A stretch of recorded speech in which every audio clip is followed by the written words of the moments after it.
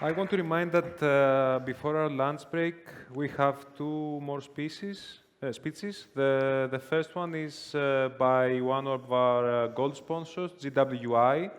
GWI is a growing tech business working in market research and data-driven marketing, and was founded with the knowledge that understanding your audience is really important for business. So let's welcome to stage Fanis Pispirigkos, Staff DevOps Engineer at GWI. His speech is about unlocking dev environments with service mesh.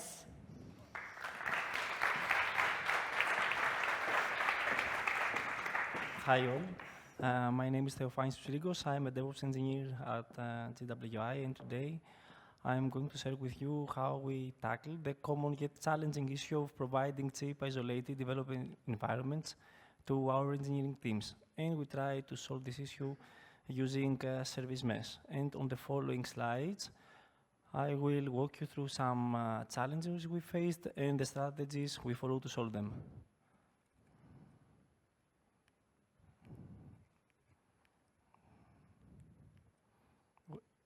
Where to click?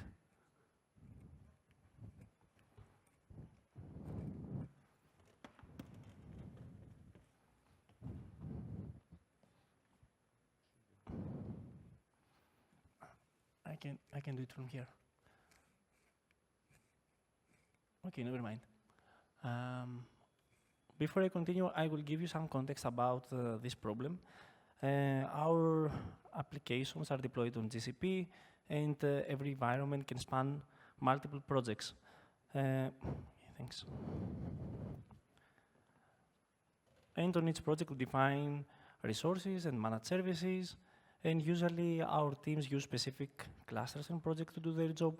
And as part of their feature development, they need to touch one or multiple services at a time. So it was very frequent to hear from them the following problems. The one like, I want to test my application to the testing environment, but I don't have enough data there to do a valid test. But I have this data on staging. Another problem was someone was introducing a version with some breaking changes and making the rest of the environment unavailable. And another problem from the QA engineers was that they would like to run more frequently the end-to-end tests they have on the new features, but the environment preparation was a struggle for them. So we would like to provide these ephemeral environments that would have some key characteristics. These characteristics are isolation. We would like these environments to be able to operate independently from the staging and testing environment.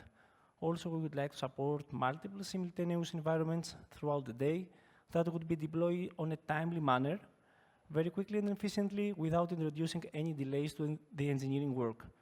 Also, we would like to be cost efficient and reuse some unused CUDs that we had on GCP, and also would like to have this solution externally accessible from both stakeholders and engineers to facilitate collaboration and visibility.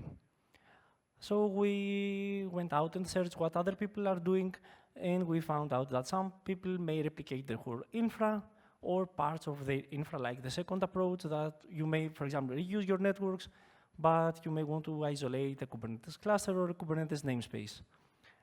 And for us, we could go with these approaches because we have our TerraGrant code ready, but on the downside, we thought that this would make the final solution more expensive, and also the provisioning of new infra would add some delays on the engineering work. So we continued our search, and we found another approach that uses service mesh traffic routing capabilities with isolated app versions. And since we had Linkerd installed to our systems, we thought, okay, maybe we should investigate this path.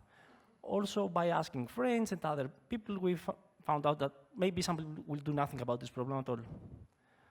So we would like to provide these ephemeral environments. We said, okay, service mesh is the way to investigate, but soon we found some challenges.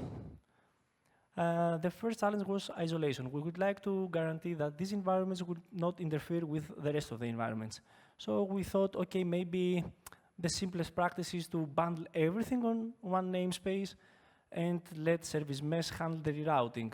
This would make the management of these environments more easy because everything will be bundled on one namespace, and let's say the deletion of a development environment can be as simple as deleting the namespace. Also, this would make it more easy to monitor how much a development environment costs, and this is something that we would like to provide as a feedback to our engineering teams. Another challenge was how we would route the traffic to the new namespace and the new app versions. We would like to cover the HTTP, gRPC, and WebSocket cases, and we found that Linkerd offers the HTTP route object that is able to reroute traffic based on headers and parameters. And we thought, okay, this will fit for our solution. But then we realized that if we would like to apply this to every service, all of our services needed to be able to propagate these headers to the upstream and the downstream services. But luckily for us, our developers are using some internal libraries to do this kind of calls. So we just updated these libraries and then went back to the applications and updated these libraries versions. And in case someone could not do it, he could add his own middleware, intercept the header, and propagate it to the other calls. But at this phase, we were able to reroute the traffic inside our clusters, but this solution was not accessible. So what we have done in the first iteration is to create a browser extension that would automatically add the necessary header to the browser calls. And on the second iteration, we thought that it would be better to create an ingress that would automatically do this for us and also provide unique domain names to these development environments. Another challenge was the databases. We are using managed services, and we wouldn't like to follow the same approach on the development environments because it would make the solution expensive.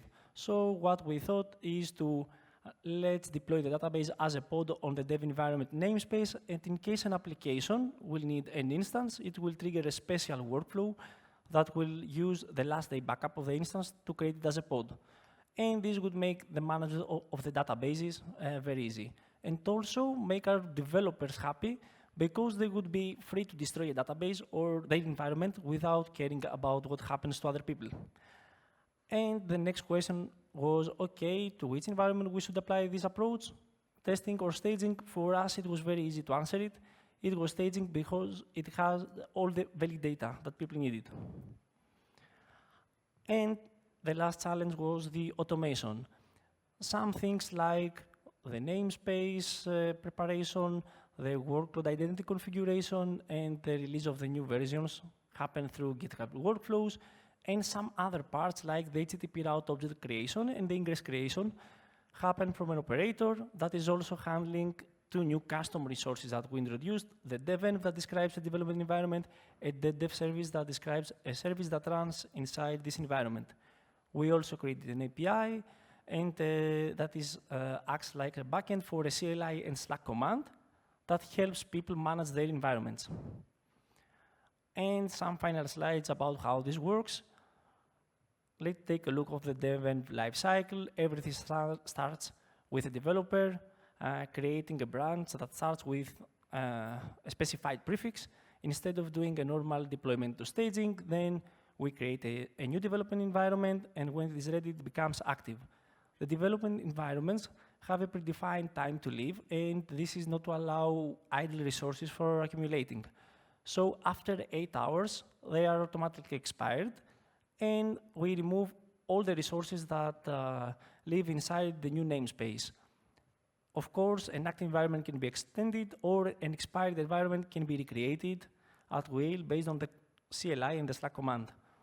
If someone wants to explicitly retire his environment, he can do it with the retire command. And after 5 days of inactivity, these environments are automatically deleted.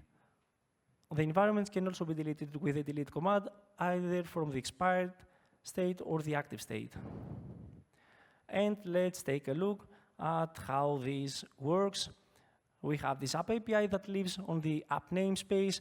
Our application is on the service mesh. It is using the Kubernetes default service account of the namespace, and with workload identity, we have linked this Kubernetes service account with a specific GCP service account. And also, our application is using a database instance from a specific project. A developer will create dev feature branch on the repo of the app API. So our designated workflows will be triggered. We will run the build, test, deploy things. But instead of triggering the normal deployment to the staging, our workflows instead will create a new namespace after the name of the branch. We will configure the Kubernetes service account with the same workload identity configuration we have on the original namespace. And since we want to have the DB instance be used, we will clone a specific workflow that will create this DB instance as a pod inside the new namespace. Then the deployment of the application will follow, and a call to the API that will create these custom resources, the dev and the dev service. When the operator logic will kick in, it will automatically create the HTTP route object and the egress for the dev environment. So that's all. If you have any questions, reach us at our booth.